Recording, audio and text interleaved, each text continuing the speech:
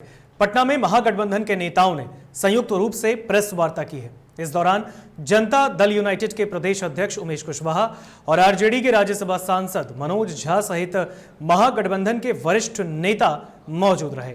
एक और आरजेडी के राज्यसभा सांसद ने बीजेपी के राज्यसभा के सांसद सुशील मोदी पर आरोप लगाते हुए कहा कि सुशील मोदी की मेमोरी लॉस की बीमारी है, इसलिए वे बीजेपी के शीर्ष नेतृत्व से मांग करते हैं कि उन्हें पार्टी में कोई बड़ा पद दे दें।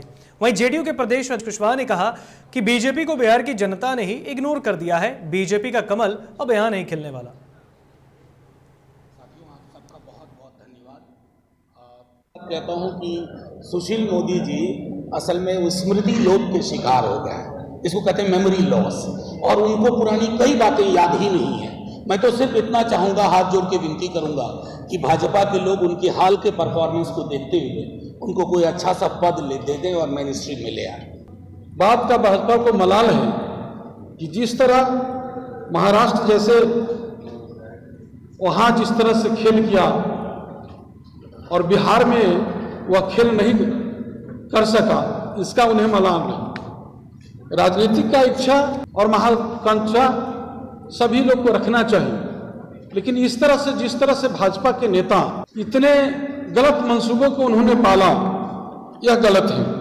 उसे किसी भी केंद्र पर सत्ता में बने रहने का, और इस तरह से उन्होंने जो राजनीतिक सीबीआई, ईडी और इनकम टैक्स के चाहे जितना भी दुरुपयोग कर ले, देश की जनता अब उनको खेल को समझ चुका है।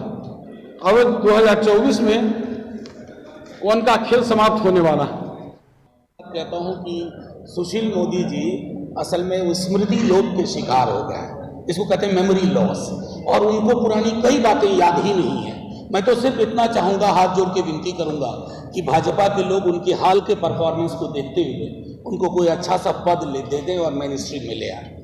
बात का भाजपा को मलाल है कि जिस तरह महाराष्ट्र जैसे वहां जिस तरह से खेल किया और बिहार में वह खेल नहीं कर सका, इसका उन्हें मलाल नहीं। राजनीतिक का इच्छा और महत्वाकांक्षा सभी लोग को रखना चाहिए, लेकिन इस तरह से जिस तरह से भाजपा के नेता इतने गलत मंसूबों को उन्होंने पाला, यह गलत है।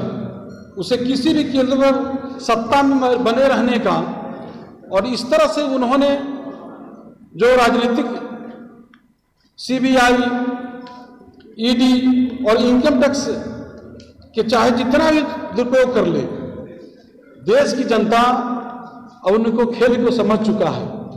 अब 2024 में उनका खेल समाप्त होने वाला है।